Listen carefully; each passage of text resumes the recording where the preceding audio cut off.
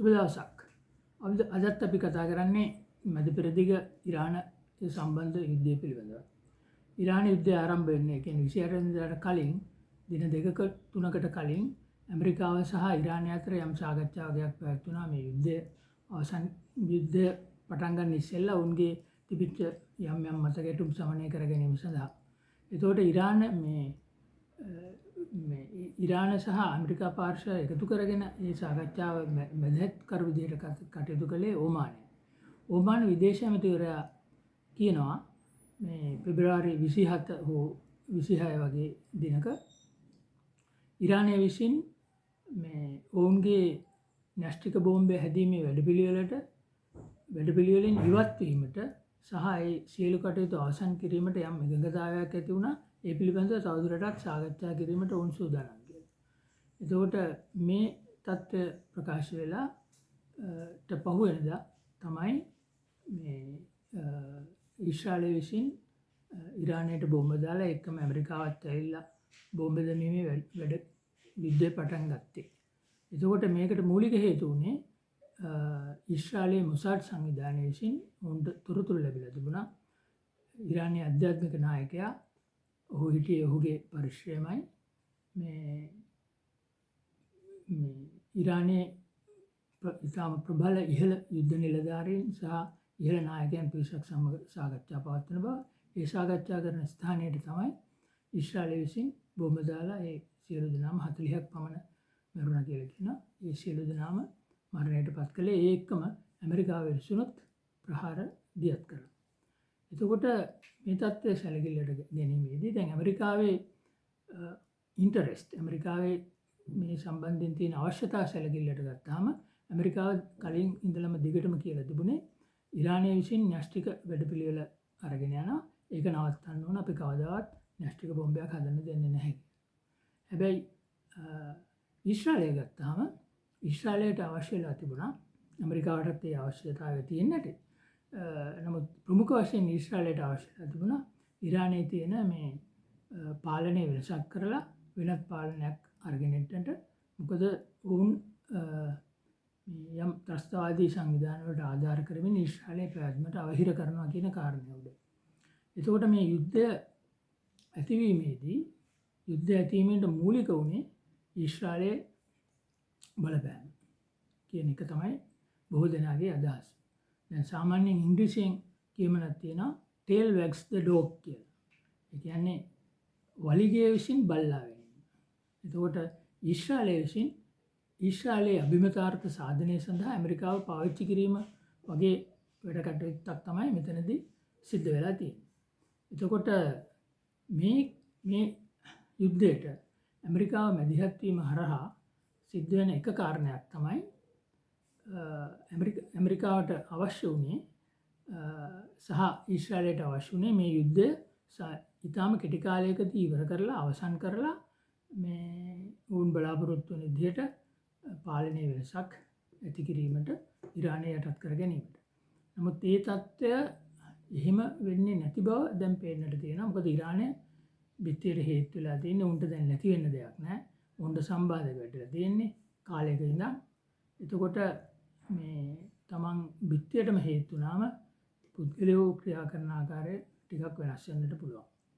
එතකොට ඇමරිකාවේ සහ ඊශ්‍රායලයේ පාමාර්ගුණ ඉතාම කෙටි කලකින් යුද්ධය ඉවර කිරීමට ඉතාම කෙටි කලකින් සම්පූර්ණ බලය පාවිච්චි කරලා ඉරානය යටපත් කිරීමට. නමුත් ඉරානයේ උපාය මාර්ගය උනේ ඊට වඩා ටිකක් වෙනස්. ඔවුන්ට අච්චර බලයක් නැහැ. ඔවුන්ට දැඩි හලාබහානි සිද්ධ වෙලා තියෙනවා මේ යුද්ධයේදී. ඊශ්‍රායලයට හලාබහානි සිද්ධ වෙලා තියෙනවා. නමුත් මේ ඉරානය ඒ අවට තියෙන ඇමරිකන් කඳවුරු වලට පහර දුන්නා. ඒ පහර දෙන බව ඔවුන් කල්තියාම කියා සිටියා.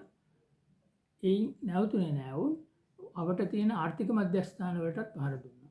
බරායවල වලට, ගුවන් තොටුපළවල් වලට, සෞදි අරාම්කෝ ආයතනයට යන ආදී වශයෙන්. එතකොට ඉදිරියට මේ ආර්ථික මර්මස්ථාන වලට පහර දෙන තත්ත්වය ඔවුන් වර්ධනය කරන බවටත් ඔවුන් අනුතුරු අඟවලා තියෙනවා. එතකොට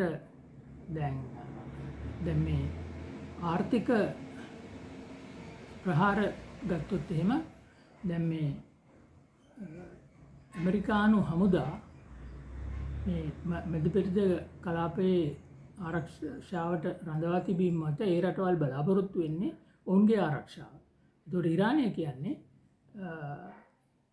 මේ ඇමරිකන් කඳවුරුවලට ඕගොල්ලන්ගේ රටවල් ඉඩ දෙනවා නම් ඔවුන් ඇමරිකාවට පක්ෂපාතී. මේ යුද්ධයේදී අපිට පක්ෂපාතී නැහැ.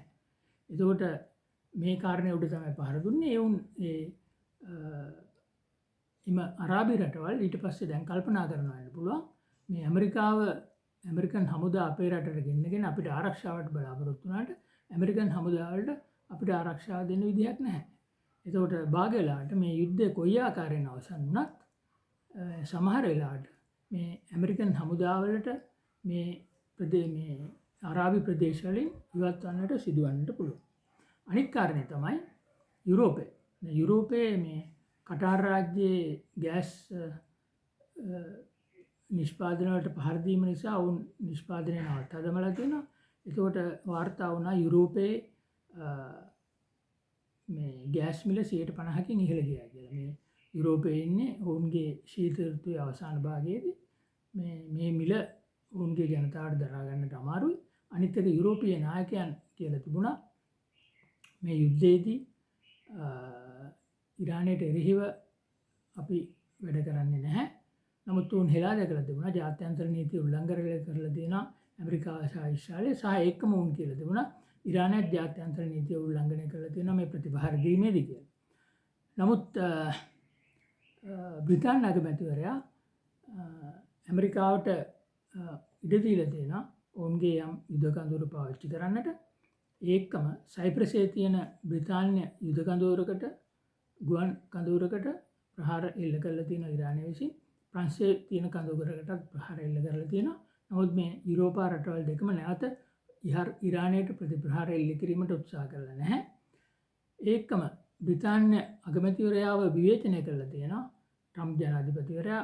ඊපස්සේ දැන් ටෝනි බ්ලෙයා ඉන්න කාලේදී ජෝර්ජ් බුෂ් ඇමරිකන් ජනාධිපති වෙලා ඉන්න කාලේදී මේ ඉරාකය ආක්‍රමණය කිරීමේදී බ්‍රිතාන්‍ය සම්පූර්ණ සහයෝගය දුන්නා.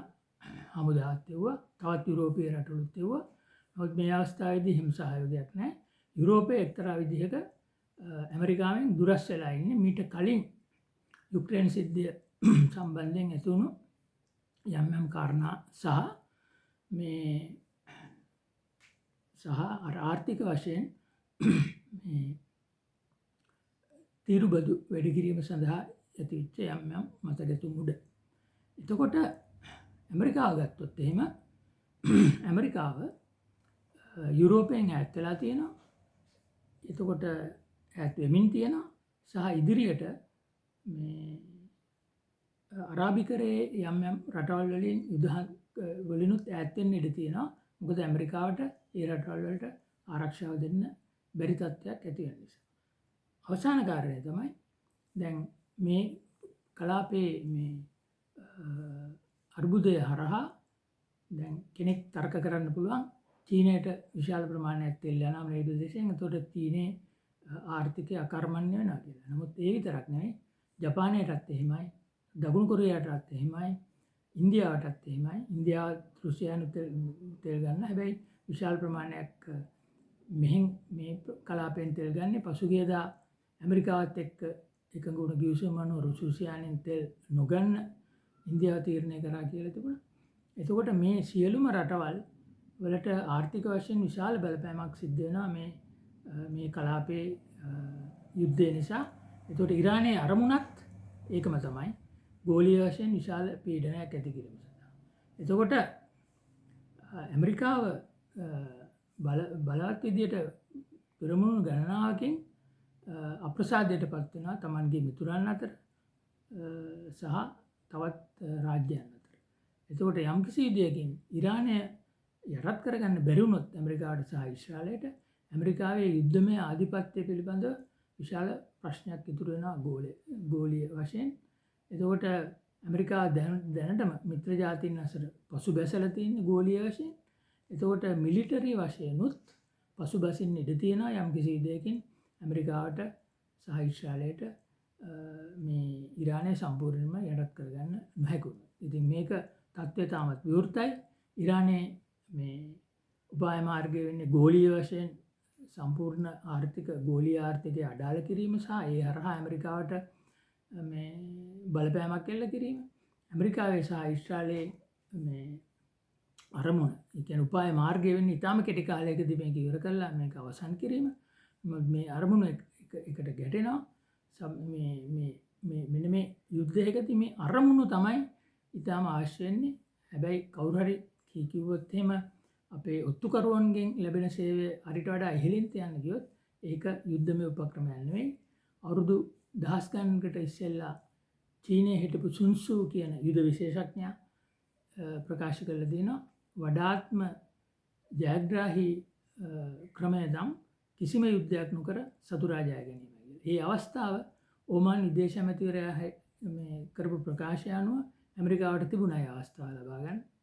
මොකද ඔවුන්ගේ අරමුණු ඉෂ්ට වෙන බොහෝසෙයින්ම ඉෂ්ට වෙනවා. නමුත් ඒ අවස්ථාව පැහැරහැරලා මේ ගෝලීය ආර්ථිකයත් අපි සියලු දෙනාම තුන්වෙනි ලෝක යුද්ධයක මුවවිටට තල්ලු කරලා තියෙනවා. අපි හිතනවා මේ අවස්ථාවේදී රුසියාව චීනය වගේ රටවල් උතුරු කොරියාව කියන කතා එච්චර ගණන් ගන්න බෑ. උන් කියලා දෙනවා මේ ආයුධ දෙනවා කියලා. ඒ වගේ ඉරානයට ඒ වගේ තත්ත්වයකට යන්නේ නැතුව මේක මේ තත්ත්වය මෙතනින් සමනය වෙනවා දකින්න අපි සියලු දෙනාගේම බලාපොරොත්තු වෙනවා. බොහොම ස්තුතියි.